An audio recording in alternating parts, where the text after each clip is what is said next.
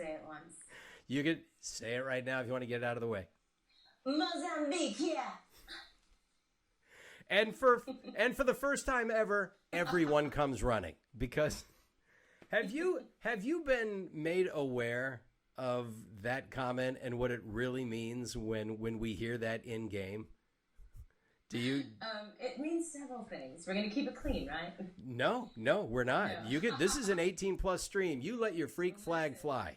All right. Well, Zorro, that's what it means to me. Zorro93, hello. It's over 1 million views of Mozambique here. Really? Yeah. I haven't seen that. I haven't seen that. What? Is that on YouTube? Mozambique, yeah. What's the matter looking at? He took all of the lines for the legends, and we have a whole full rap on it. Wow. What happens to you happens to you. Really? You know? Pay more attention. Yeah. It'll do you good. Yeah. There is somebody out there who's making songs out of all the Apex Legends lines, and somebody made a song out of Pathfinder's stuff, and so they're Zorro. I think it's Zorro_93. Okay, yeah, you know what? It probably is. You know, it's funny because I didn't meet you in the flesh until we all went to Respawn a few weeks back to Respawn headquarters. That's right. It had been a while, and since the game had been out, and you had already organized one trip and brought like maybe 3. Really? Yeah. I'm so far out of the loop. When the game first came out, I knew that they were 24-hour shifting until they could get somebody to handle social and Reddit. There's like 1 million people on there. Yeah. And I heard they were kind of sleeping out, camping out, so I love to bake. And I made a care package, of course. Of course. A care package, and I made some cookies. I met Vince outside on my way in, and I swear to God, I'm instantly an 8-year-old boy. I start to shake, and I'm crying a little bit. I'm like, just couldn't speak. Really? I did not speak. And he was so nice, and I couldn't share any of the video because I'm literally crying in it. And then everyone said these cookies were great, and Vince said I didn't get any. So I had to arrange to bring them back, do another care package. Probably 2 or 3 weeks later. Right. And I said, how many people? And they said like 150. Wow. So it was about 300. My specialty is white chocolate, milk chocolate, dark chocolate chip. Okay. And I didn't mind making them. I was so excited. I wanted to say thank you to the team. But I didn't realize how heavy 300 cookies.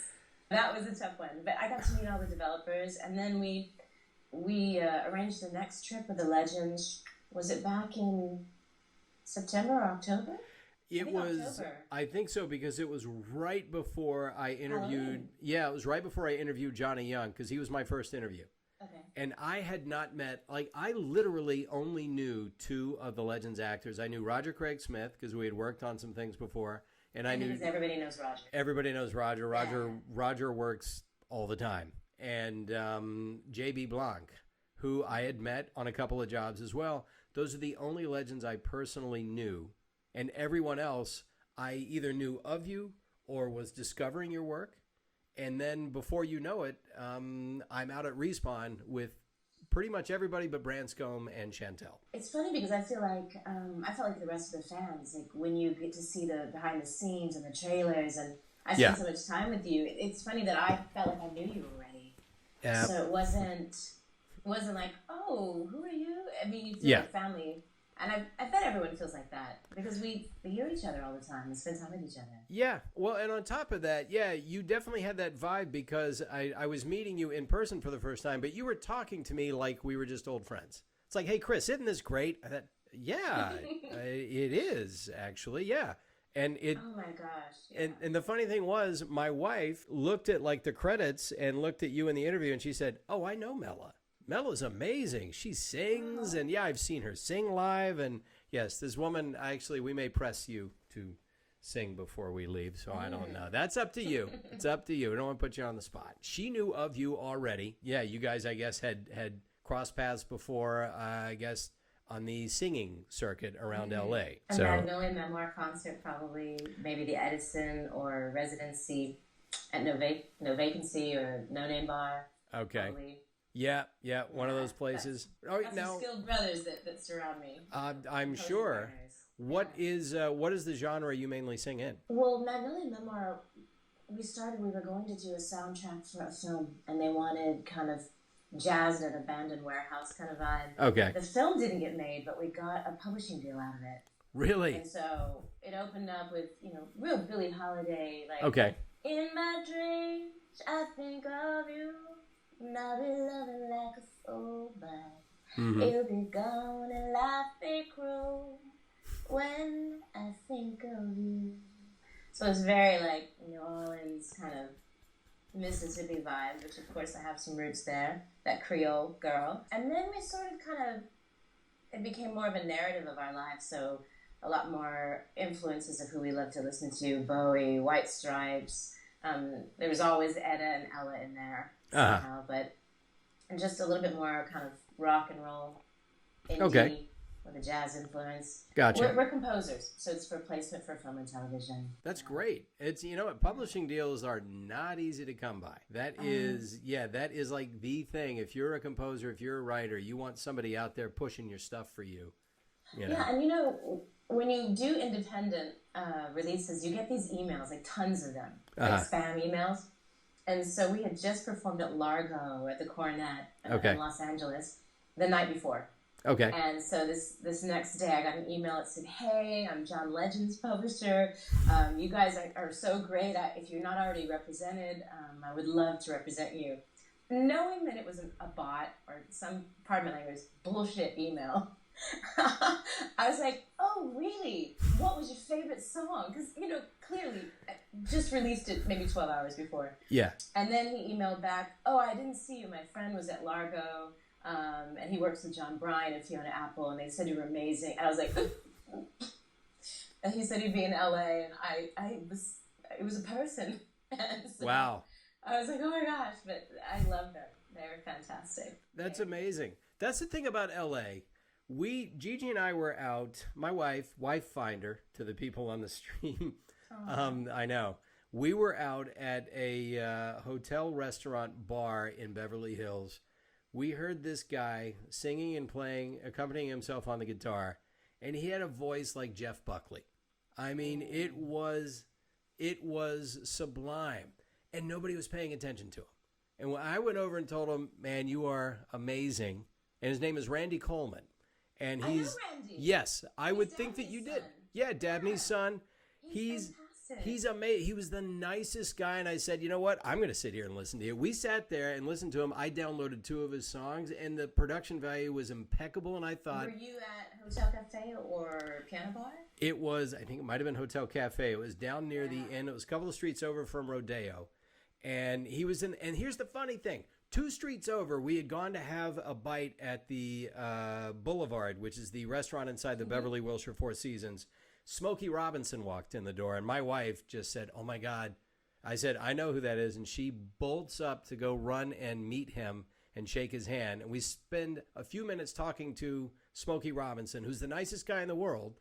And I wish that I could have grabbed Randy and walked him 2 blocks over to meet Smokey Robinson and say, Smokey, could you take a listen? You know, Randy is such a beautiful soul, travels all over the world. Yeah.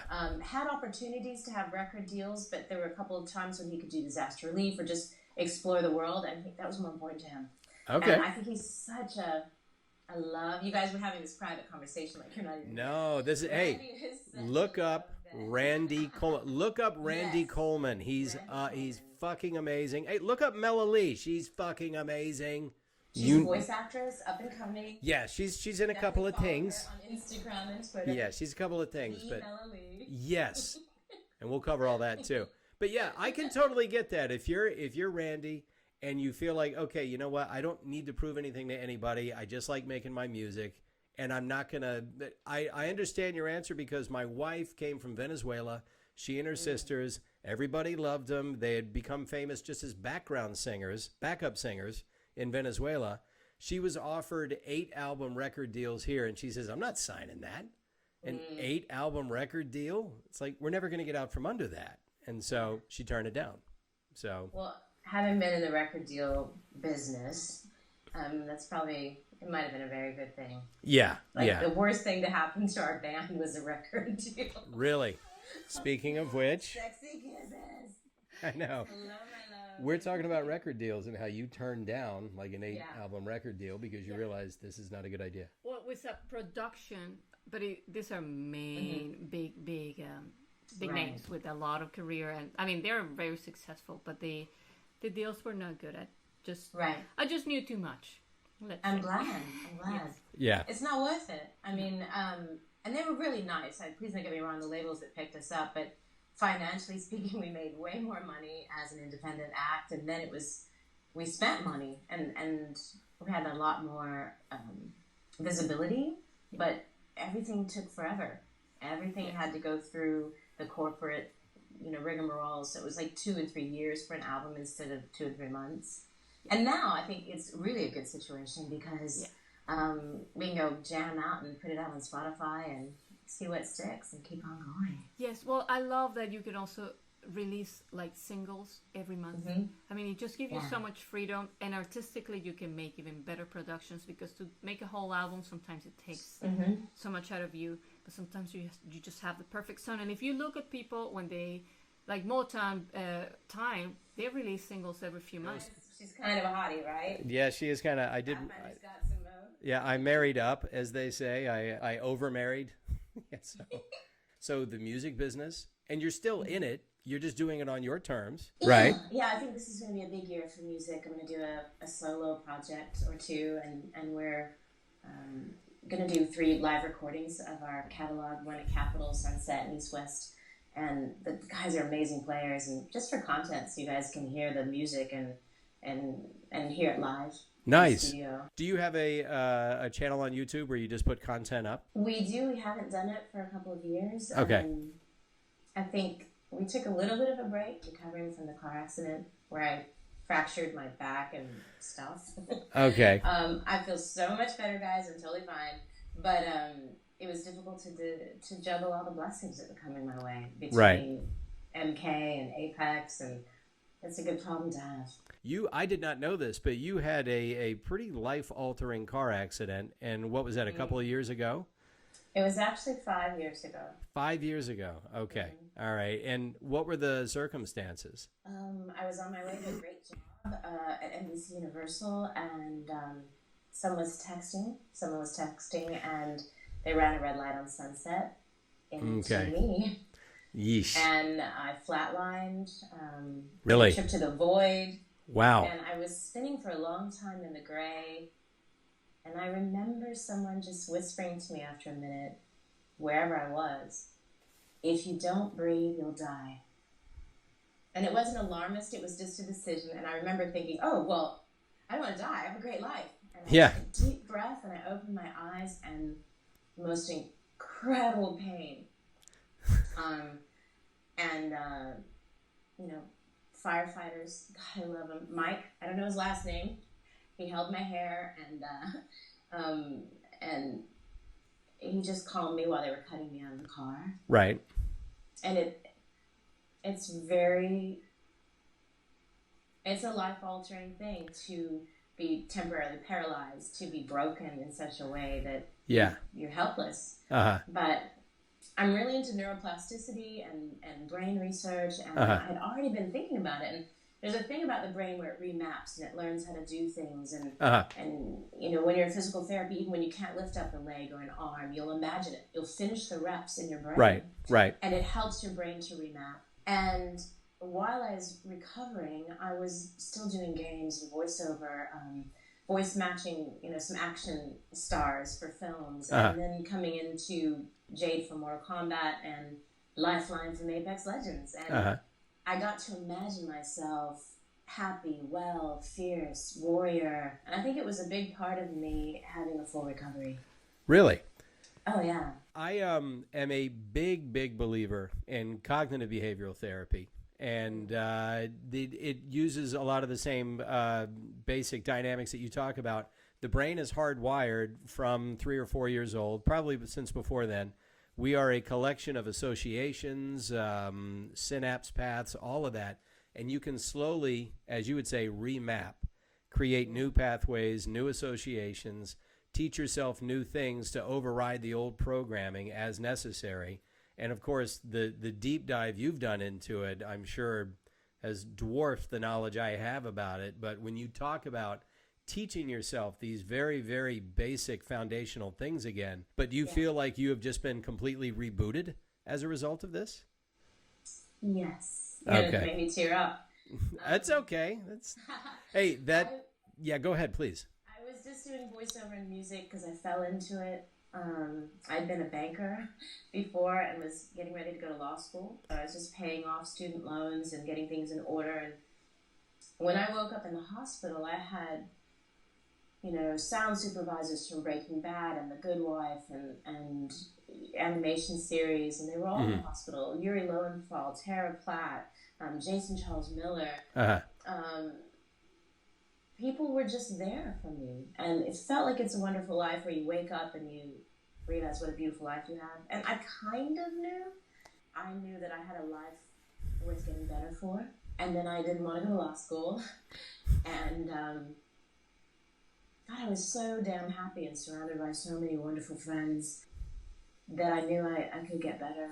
It is very important to, in my case especially, because I've got it pretty good. But every morning I start off with a stretch, some breathing, and then I do what I call my gratitudes. I think about all the things I'm happy to have in my life that I am directly responsible for putting in my life. Because I realize the things out of my control, I'm not going to bother spending time thinking about them because I can't control them. But I think about the people I've put in my life. I think about the career I have. I think about the things I'm responsible for, and remind myself how grateful I should be that I've been able to put them there. And so you're starting your day with a sense of gratitude. So as they say, if you're in a state of gratitude, it's hard to be anything but positive. And after having done that for a bit, it takes a little while to kick in, but you find yourself walking around, probably like you do, in a constant state of appreciation, which I think a lot of people miss out on. Yeah. And that young lady who is just in here talking to you, the day, I think 2 days after the Apex birthday is the anniversary of her heart attack. She was, we were watching the Oscars, and she just started to have chest issues. And then back issues, and then tingling in the arms, and pain in her arms and hands. Next thing you know, I had 911 on the phone. Next thing you know, firemen were at our place, and they were working on her. And next thing you know, she's in the ambulance. She had a heart attack and cardiac arrest in the ambulance, and came out of it on her own and spent 8 days in the ICU. So, a reboot. As life is now. Yes, a reset. And what had happened was an artery in her heart tore spontaneously. It's called a SCAD. I'm telling this story because anyone watching this, especially women, 80% of these happen to women. And thank you for sharing your story, Mela, because I feel like it's a good time to share this. Women, if you're ever having chest issues and if your arms hurt, it's not anxiety. It very well could be that. Your artery can sometimes spontaneously tear. It can repair itself, but you're going to need help. Her heart is completely healed, but she is very aware of what she has and how happy she is. And Lord knows I'm happy she's still with us. I feel like I just woke up into some kind of crazy dream life. Yeah. Everything goes right. Well, I'm here to tell you, as lucky as you may feel, let's go ahead and give credit where credit is due. When you're amazing at what you do, you tend to get work. Oh, so you're working because they just can't find anybody better. And so they have to go with you. So what the hell? I'm trying to increase my skill set because I want to stay. Yeah. I want to stay. All right. So how long, and then we'll get into some Lifeline stuff, how you got it and all that. But how long have you just been completely devoted to voiceover? You know what? It's just since the accident, actually. Really? I mean, I've been doing voiceover off and on for probably 13 years. But people have heard me say it, I come from a family of, on one side that raised me, scientists, doctors, lawyers, medical professionals in the military. But being a voice actress is like being a dodgeball player. That's not something that happens. Yeah. So I remember even booking a lead in a series, and my mother was like, "A real series or a cartoon?" One of them kid shows. Yeah. Yeah, and so I didn't really take it seriously. I thought it was fun, but I was the one that thought I couldn't do something that I loved this much for a living. You know, because jobs are supposed to be miserable. Right. And, Yeah, you're supposed to hate going to them. Yeah. Right? So I kept working, but after my accident, about 6 months after my accident, I met one of my dear friends, Erica Lindbeck, and she was at the beginning of her career, and I was like, I told her, I said, I really think I want to focus on voiceover. I love music, but if I had to choose, which gladly I don't now, but right. I said, I think I want to do voiceover. And she's like, you are doing voiceover. And it was interesting to see myself through her eyes. She's like, do you know who you are? I watched your anime, Vampire Night, and it was interesting to see that I was the one that put the ceiling on my career and what was possible. And right. So I just really wanted to focus on that. I got an amazing agent, and then recently signed with Abrams Artist Agency. They're amazing, and I'm really hitting a stride because once you have your team, it's kind of like you pick your legends. Yep. And they support you. And I'm in a real sweet spot right now with representation and with friends, with trainers, with physical therapy, and I just feel like I have the right legends on my team. Yeah, let me tell you, and you are testament to this. When you have agents and people around you that believe in you, then they make you see yourself in a way that, like you said, you weren't seeing yourself. It's a good reminder that, no, trust me, you're good. Do what you do. It's going to happen. April of this year will be my 20th year getting into voiceover in LA. I had done a little bit of it back in Florida for like in the mid-90s and up. Here and there. Where in Florida are you from? Well, I'm not from there. I lived there for 4 years in Orlando from 93 to 97, but I grew up in Savannah, Georgia. So deep South, right here. I feel you with the New Orleans there. I traveled all around there too. Mississippi, I played gigs where in Mississippi would you be from? Magnolia. Magnolia? My father is from Magnolia, Mississippi. Okay, where that could be anywhere in Mississippi. Border of Louisiana, Mississippi. Okay. The Edgerly family goes back into Louisiana, and there's actually a town in Louisiana near the Texas border called Edgerly, and they all worked. We're practically related, Chris. Yes, there might be. I mean, I got a family tree I got to look up, but there might be some Melas in there somewhere. I wouldn't be surprised. And yeah, I played Lula, Mississippi, near Memphis. Yeah, when I was touring as a stand-up comic, I played Kenner outside of New Orleans. I played all around Mississippi, Alabama, Georgia, Florida, the Carolinas, the South, you name it, right? I'm learning a lot about you, Chris. Yeah, oh, there's... stand-up? I'm like an onion. There's layers. Yeah. Gosh, you're the next Kevin Hart. Only whiter. Only wider and slightly taller. Yeah. 20 years since April of 2000 when Pat Brady, who was with KSA at the time, the agency, signed me and helped me get off the road, transition over a couple of years from doing stand-up on the road to voiceover. And Pat, during that first 2 years where it was hard for me to even get arrested, she said, you could not book for a year and I would not remove you as a client. I know what you're capable of.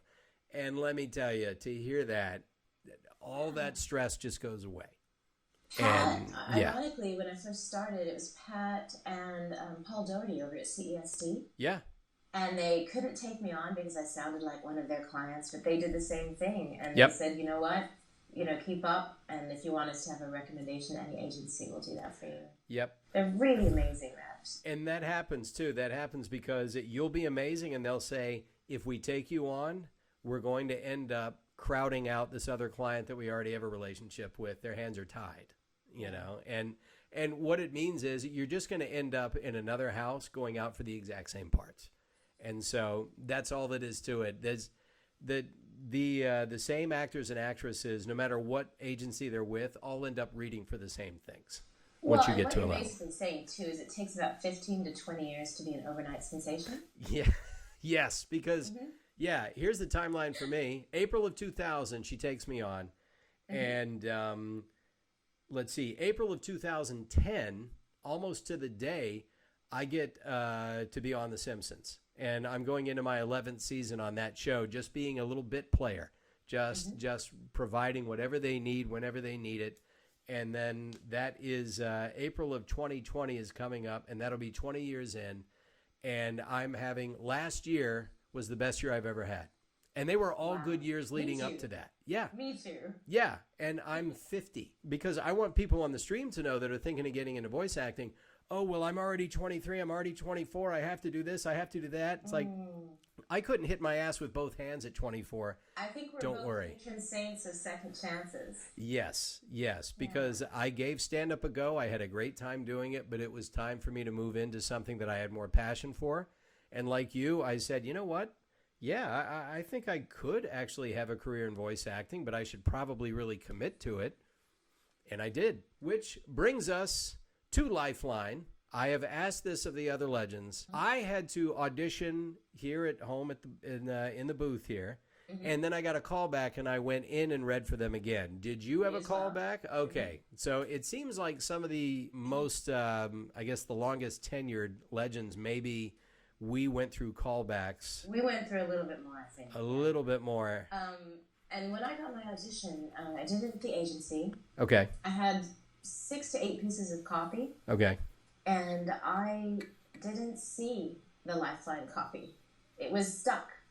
They had given me a bunch of stuff the last time I was there. And so then they're like, oh, well, you forgot the other piece of copy. I was like, what other piece of copy? And I saw it, and it was kind of sound spelled out. It didn't say anything from the Caribbean, but I could gather from the language. Right. It was some Jamaican, some Trinidad. Like, it was kind of a mix. Okay. And I didn't have time to be anything but what I am. And I'm Pacific Islander, Creole, Ethiopian, Welsh. My nana's Trinissippi is what I like to call. So Trinidad and Mississippi now. And so that was my reference. And I'm not a Jamaican girl. I'm not a Jamaican voodoo priestess. I thought, well, I'll just give them what I know. Right. And so that's all you can be in the booth is whatever you are. Right. And so you can hear the French influence and from Creole. And I just let it go. Mm-hmm. And then I got a call back. And I remember going in and them even saying, I was like, if you're looking for hardcore Jamaican, I have cousins that were like, we got you, girl. But I'm not that. I'm, a multi-ethnic girl. And like, we love that. We love that. We actually did a lot of our research from Trinidad and we were able to work on the higher register, lower register, Mozambique, yeah. And then, like, what if she was like, Mozambique, yeah? Or, just, like, really playing around with the textures. And I realize now it was because Miss Van Sant had more of that rave voice that I started off with. So we raised her voice a little bit so we would be in different vocal registers. Right. And it was really a beautiful thing. Mm-hmm. And I mean, you just like any other audition, you kind of, I was excited. I knew we did a good job, but then you just leave it up to the gods, right? Right. The whole process of creating the character, even the initial artwork, which looked a lot like Lisa Left Eye from TLC. Yeah. So we were kidding constantly. I'd be like, don't go chase the giant fall. Just singing these songs. And the final artwork didn't end up looking like that as much. But there was kind of this family. I don't know if it was like that for you. I'm assuming it was. It was a family from the beginning. It was a creative project, and I'm sure there was pressure to do a good job, but it didn't feel like, oh my gosh, if I don't do a good job, it was like, oh my gosh, we're going to do such a great job. Yeah. Such a team. Everyone was so nice and kind, and, I would be calling up my cousins on the phone and be like, is this what we would say? And they're like, oh, that's more of this. And so my family got involved too, so that was really beautiful, and to be able to include them in that. And I love voiceover. I love every role that I've ever been given, but as a woman of color, in the past 4 years, I'd say, the depth of characters that go beyond your stereotypes is phenomenal.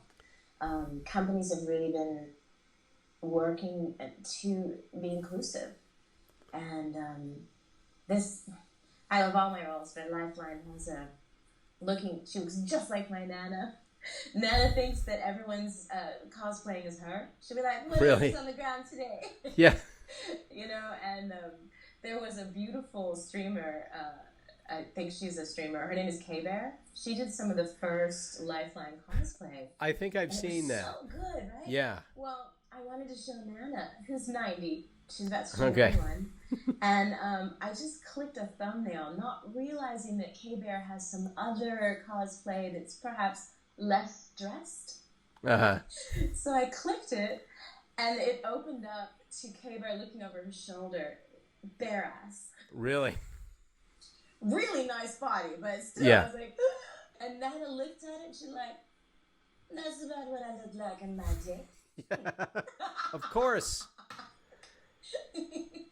She loves it all. Well, my wife and I have noticed this. My wife's father, by the way, is also grew up in Trinidad when he was very young. So she's from Venezuela, right? she's from Venezuela, but she is she's all over the map too. She is like, I used to ask her, I said, "Are you African American?" She says, "I'm black." All right. She doesn't. She says, "I'm not American. I'm not African." You know, I'm from Venezuela, so I just say black. So she's black, Latina, European. Her mom, her mom's last name is Duran, which is French, and then her father's last name is Blanchard, which is also French. He has he's from Trinidad. He's from everywhere. Connecting with my roots as an American, sometimes we don't get back to our roots as much. And Right. I made friends in Trinidad. Now we're going to be visiting more. And, Nice. but the Caribbean's really big. It's like a It huge is. arc. It's way up, like even Cuba, Jamaica. But then at the bottom of this crescent, it's Trinidad and Tobago, Venezuela. And I think it's so beautiful that even though they were thinking it's in the Titanfall universe, it's probably 1,000 years in the future. Yeah, it is whatever they want it to be. But I really love that they chose, as an inspiration, a culture that was so diverse. There's a diverse Indo-Asian, African, and Latina population. And right. Everybody looks different in every shade of the rainbow, and I really think that is the future. Yeah. Well, so I'm really proud of being able to represent that heritage. Yeah. And be able to connect with it. I know, because you're just, my friend calls it the my purple car phenomenon. He says, I used to never notice purple cars, and then I bought one, and then I noticed every purple car out there on the road. So now you're going to notice all those elements of that culture that perhaps had drifted to the back of your consciousness a little bit. Yeah. Yes, definitely. And even personality traits, and if you look at Caribbean women, it's like they're so strong. If you're looking at Rihanna and Nikki, and I have friends that are all, I'm trying not to just pick Barbadians. Yeah, Rihanna's from Barbados, right? Yeah. Everybody's so fierce, and to have those as my female mentors or people that I look up to. Yeah. I mean, I aspire. Yeah. I would like to be so much more, and being a part of that. And my mother is British and Welsh, and I love her, but it's been lovely to connect with the other side of my heritage in a very deep, meaningful way this year. Well, it's funny because that's getting into my heritage. I'm also pretty much entirely, as far as I know, I've not done a 23andMe or anything, but you can take a look at me and realize, okay, this guy is as white as can be. It's Northern Europe, it's British Isles all the way, English, Irish, Scottish. But I married a woman that I always thought I was going to marry the girl next door because that's what I grew up around. But I also loved the culture, Latin culture in general. I loved it. Something about it spoke to me.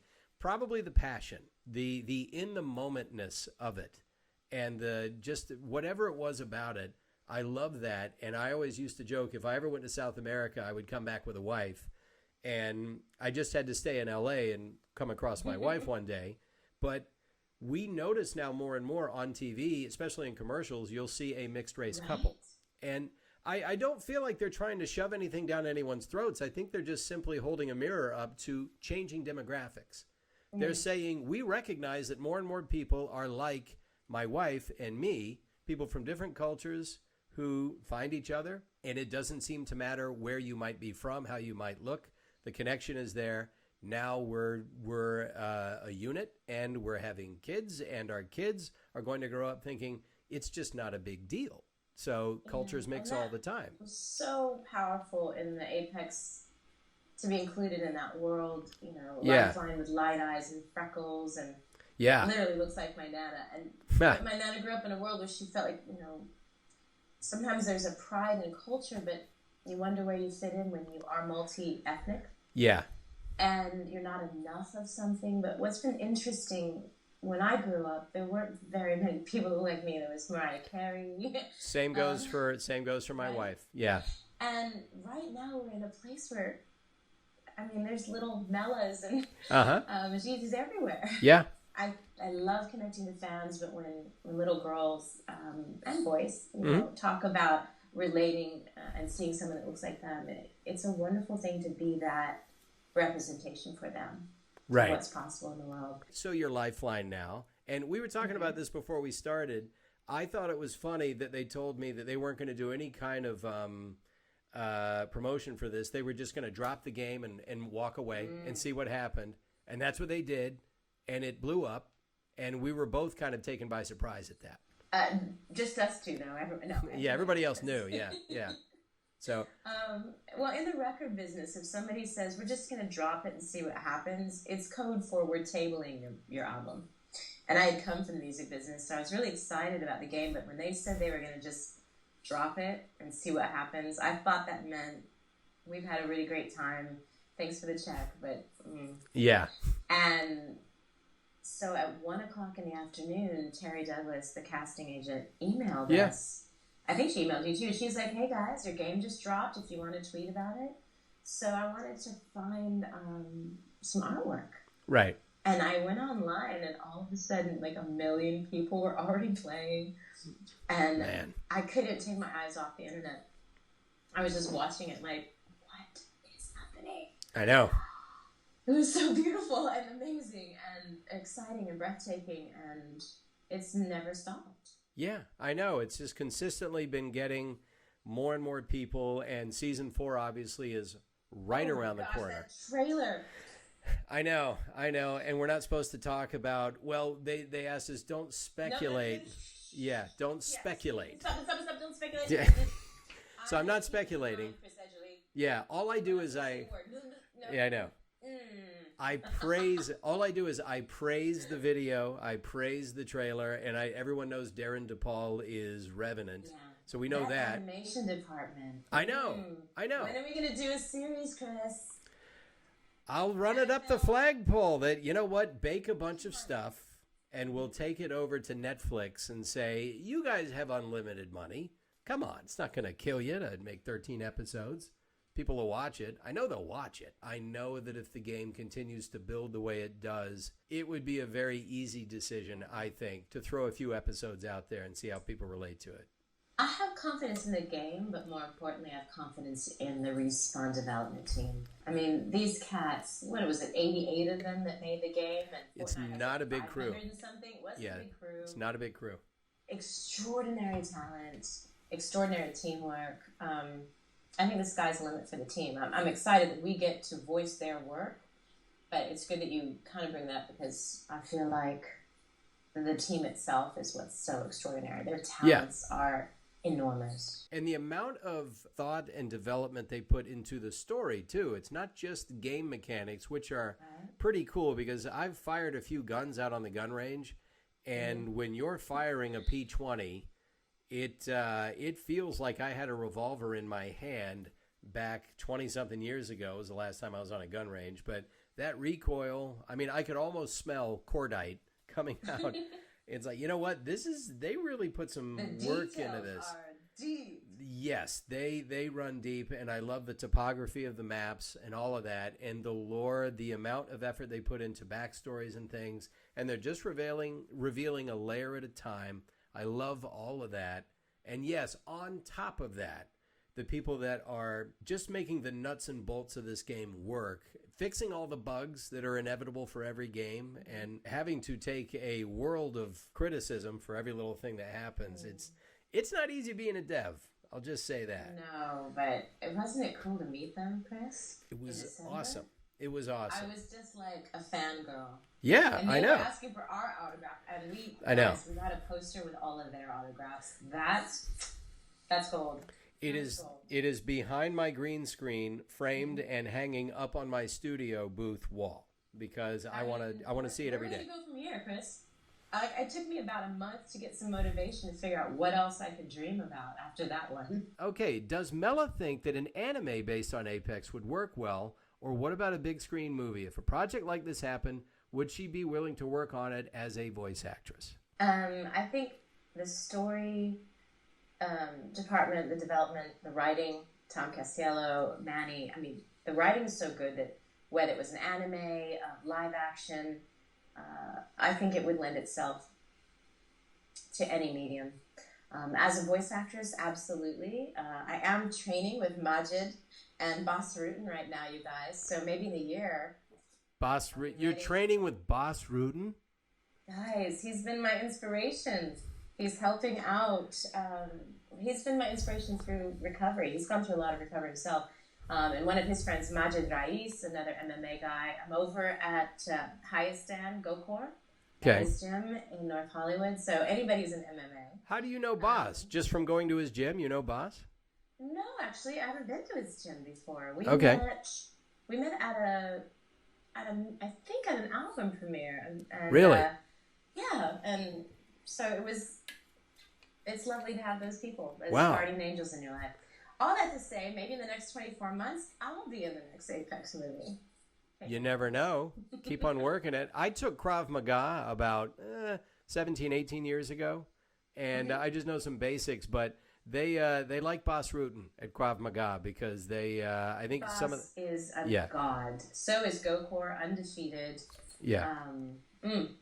Just when you're around that level of excellence and drive, it redefines possible. And for me, that was what allowed me to think beyond what doctors were like, maybe you'll be in a cane for the rest of your life, take it easy. Right. But I watched these giants and gods among men, and I was like, I want more. Those dudes are, if you can do what they do, stepping into the cage like that and just getting pounded on and giving it back, then, a lot of things don't quite phase you the same way. I mean, I stopped Krav Maga after getting to level 3 because I would walk out of class with my hands like this because they were trembling from punching so much and blocking things. And I thought, I'm going to give this a rest for a while. I got to give my body a rest. He's like, I'm going to give myself an 18-year break. Yeah. And the funny thing is, the way they teach you, they pretty much beat the shit out of you in class, but it gets talking about brain mapping. Gentle with me. No, well, yes, of course. But I would walk out of there, and to this day, I still remember the basic punches, the basic elbows, what to do if somebody gets me in a headlock, because they teach you to just react.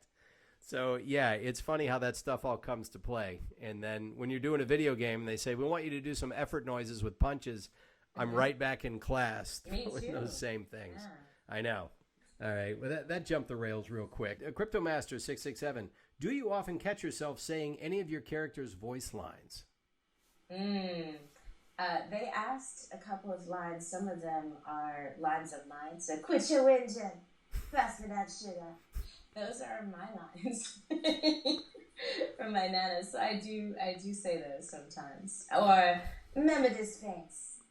Really? That's yours? Yeah. That's awesome. Yeah, they've let me ad-lib a little bit. I keep it locked away until I'm back on the stream. Most of it is, but pass me that sugar. Yeah. That's my sassy, I want something good.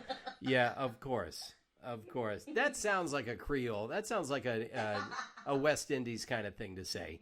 All right, let's see. From Yassine Brown, how do you feel that the line, last one down and a boom boom, has become one of the iconic lines for the community? That's true.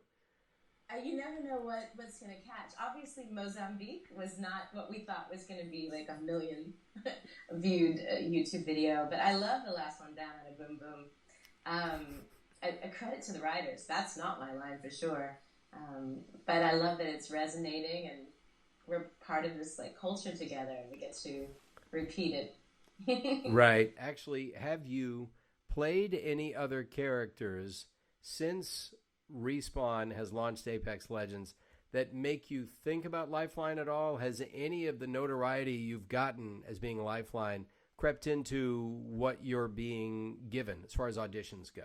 I think it has, but I've also started to work with other dialect coaches. Okay. For dialects that I haven't been exposed to, and I think though for the most part, the diversity casting they want to. Right now, there's a real push to have that in your background, and quite honestly, as an American, just having that in your background doesn't mean you've mastered a different language. Right. But the French, there's a game coming out soon where I got to pull from the West African French influence. I think it's just, I don't think it's just because of Lifeline, but I think there's an awareness of where I may fit in into a narrative. Uh-huh. And I think for a while I felt like since I wasn't from Detroit, and a lot of times there was a call for diversity, but it was almost like a stereotype diversity. Right. We really like diversity in the game, so come on, mother. It was like this thing where they were asking you to be jive and juice, and yeah, they use the word from that, right? Yeah, they'll say urban. Yeah, we're looking for an urban sound, which means we just want you to curse like a blue street. Yeah. They had a breakdown for AA, and I was like, Alcoholics Anonymous? Yeah. Like, how do I sound like I'm an alcoholic? Right. And the casting director went, African American. And I said, well, from where? And they went, urban. And I was like, from where? Because if you're not from here, you're like Philadelphia, Atlanta, Los Angeles. Like, there's all these different dialects. And they were like, urban. And it was so confusing to me. And now I think there's a sensitivity and an education and an openness to understand that perhaps your skin color does not necessarily dictate exactly how you sound. Exactly. I always joke that if you just went by my look, you would just say Irish terrorist. I mean, that's all he can play. And it's like, no, I can do other stuff. But that's the thing about voiceover, because I'm a bucket of bolts in this game. I'm a robot. You're so a bucket of bolts. That's true. Oh my gosh. People have actually said, he looks like his character, and I think, he has my eye, I guess you could call it. I mean, as far as it goes, like, okay, I don't know what a robot voice actor is supposed to look like, so yeah, let's just go with the guy who sounds the happiest, and that would be Edgerly. It helps that you feel a lot of this culture. I mean, like you say, that's your Nana. That's not an accident. That's not an accident that you can be Lifeline so easily, because it's in your blood. She's so amazing. It's been really beautiful too. I'm sorry. Oh, look what I did.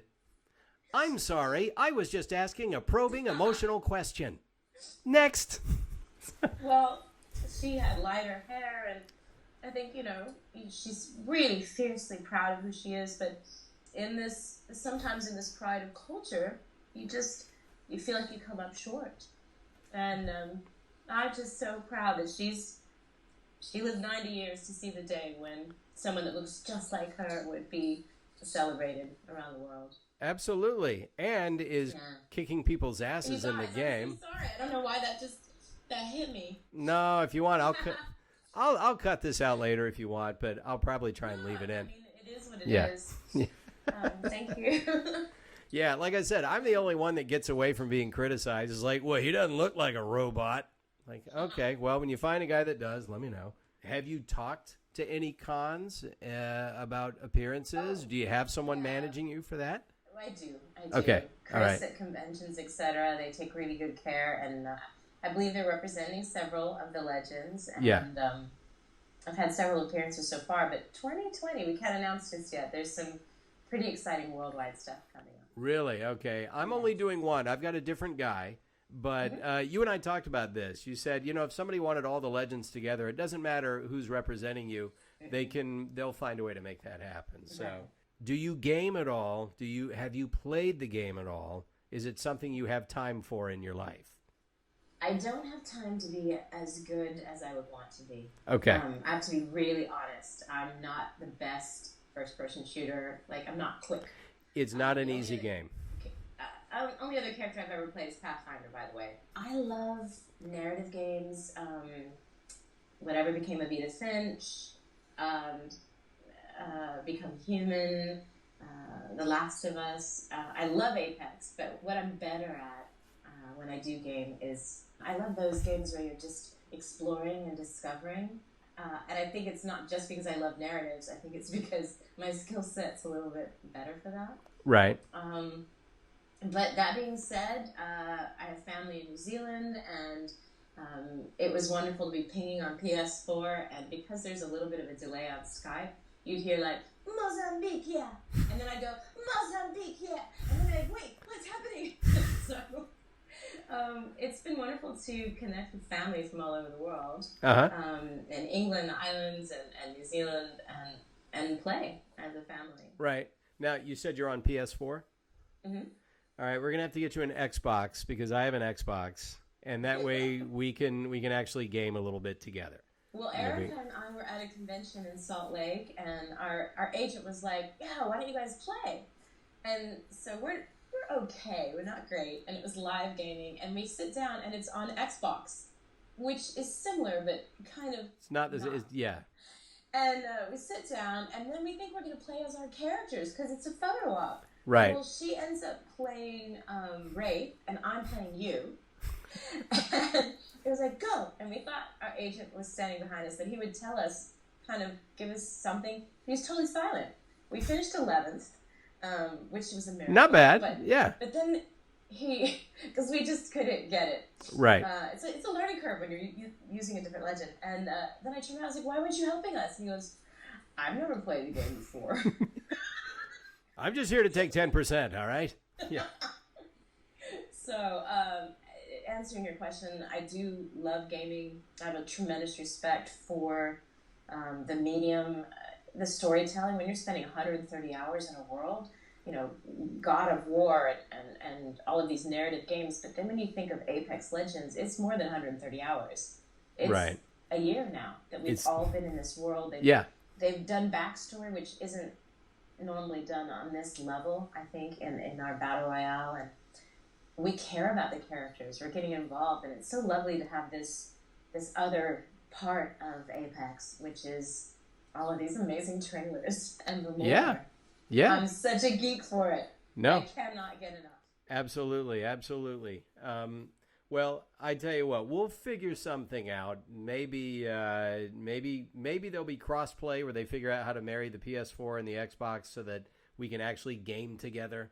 But I'd love to have a day where we get maybe Johnny and you and Erica and me and Roger and some others into a few matches and maybe playing with some random online players, maybe give them a little surprise. It's like, hey, that's a pretty good Lifeline impression you're doing there, that kind of thing. I've done that a few times on my stream, so it's fun. Crazy Hyena. Oh, there's a gamer tag for you. Crazy Hyena. Yeah. Do you guys have warm-up voices or noises to get into your Apex characters? Well, Chris, I mean, I'm sure, like they remind you. It kind of slips. I mean, you get it by now, but they do have vocal references for you to repeat. Right. What do they call them? Call and repeat? I don't know what they call them. Yeah, I just, I just say, play me a couple of lines of them. But Pathfinder for me is just when I get a little excited, a little happy. It's my voice. I think you've got to do a little something with yours to get there. Like you said, you've got to bring it up some. Yeah. I do know that they had me roll it back quite a bit. So now she's so much more clear to understand. They knew that people would be playing her. Maybe English wasn't a first language. And so it's interesting when I do see comments like, I can't understand her. Well, we've rolled it back so far so that people can understand that I'm surprised. Like, if we went full on island, nobody would be able to understand anything. Right. So gotcha. sometimes I'll start and they're like, can you roll it back a little? We kind of understand you. Do you have a favorite Lifeline quip? I think we talked about this before we got started. I can't remember. You threw out a couple of lifelines at the beginning. So, I don't know. Is there a favorite one? Favorite. Like, I came to win. You didn't. Pass me that sugar. Mozambique, yeah. You're looking at the fighter. What am I looking at? I like that she's kind of like, but my favorite has to be like, coming through, boys, in that trailer. Oh, like, yeah. She's like, bye. That was a very, very skillfully placed quip by Lifeline there. I was such a tomboy as a girl, and then I looked like such a girl that I almost got my tomboy like badge taken away. But what's great about it now is I get to play with the dudes all the time now too, like in games. And don't read into that, guys. But I feel like I'm getting to be 8-year-old me again, where I've got my military buds and we get to be on the battlefield together. You grew up in kind of an intellectual household? Doesn't everybody? My mother's fairly brilliant. Okay. She was an RN and a medical specialist in the military. Okay. Went on to become a lawyer and a judge. I'd say that's a fairly intellectual environment there, for starters. Yeah. Yeah. And a lot of scientists, lawyers, and politicians in my family. Okay. My birth father, who I just met in the last 4 years, is a musician. And, getting to be with my Nana and my dad, it's funny how nature versus nurture, like the personality, the tone of voice that you pick up even when you don't grow up with your family. Right. Yeah. It's pretty spectacular. Yeah, my wife and I have 2 little ones, and we have this conversation all the time. Like, where are they getting that from? I'm not like that. I'm not like that. But something in our genes has been passed along, and I think half of them comes from us. The other half is stuff they put together on their own. And yet I am not surprised to hear that you met your father for the first time 4 years ago. And, oh, by the way, he's a musician. I don't think that was an accident. I think genetically some stuff got passed down. So you're representing even when you don't know. Cryptomaster 667 keeps asking, what is your favorite Lifeline skin? Whatever you say, I'm going to get it. So you're about to sell a Lifeline skin. I don't know if you have one. So I don't have a favorite. I mean, obviously, Guardian Angel. I get called an angel a lot. And I see that. I love that in that incarnation there is a dark side and a light side. I'm definitely 60% angel, 40% Henri. I can't not love a special edition of Lifeline. I mean, that's fantastic. Right. I mean, wait a minute. Is it what? It's right here? Oh, wow. There it is. Again, 8-year-old me going, what is life? What is life? Mm-hmm. Well, the other side of you, on the other side behind you, I noticed you got a little Funko Pop there. Wait, limited edition. Camo. Oh, no, this one's the tie-dye. Well, yeah, okay. Didn't I see you on the drop ship? Yeah. Again, we're kids. We act like nobody else is watching. No, that's the whole point. Look, this is how much of a little kid I still am, because I totally understand what you mean. You get to be an 8-year-old again. We have a nice hardwood floor in our place, and when I'm wearing socks, every now and then I run and slide across the floor. Dun, dun, dun, dun, dun, dun. Yeah, I can't help it. I go into a room and I go, whoa, and I have to run and slide, and I'm a 50-year-old man. And I'm a 50-year-old boy, apparently. So that's the best part about our industry, Chris, and yes. I think that's true, is that we get to be kids for a living. Yep. I mean, hey, whatever went wrong in my childhood, it's all gone right now. Uh-huh. It's like a second childhood for sure. Right? Your life is what you make it. Pathfinder flirting with her drone, and she intervenes. Okay, yeah. Come now, she half your age. Back up now. She's way out of your league, Pathfinder. But come on, Lifeline. You're keeping her on a short leash. Clearly not interested. But she glows whenever I get near her. Say, good looking. The beacon's not around. What do you say you and I grab a bite? She's not glowing. She's putting on a love light for someone else now. But hi there, drone. Whenever you're around, I feel a strange connection. High five. I don't know what to say to that. Yeah, Lifeline pulling Pathfinder off of a drone, off of a healing drone. Half your age, man. Get on. But I feel young. Okay. I think we have taken enough of the lovely and amazing Mela Lee's time. We have put her through the emotional ringer, for God's sakes. I've made her tear up twice. You did. You made me cry, guys. Yeah. Well, you know what? Hey, we're actors. Our emotions are always just below the surface. Where can we find Miss Mela Lee? Please tell us. The Mela Lee, TheMelaLee on Twitter and Instagram. That's all the good stuff. Oh, and in a little game called Apex Legends. Of course. Now, I know you have other stuff coming, but are you not allowed to discuss it? Are those NDAs still in effect? No, we can't discuss it, but there's something pretty huge coming. Okay. Today, I'm doing some Nickelodeon stuff, which is great. That just came out for the Laugh House. Nice.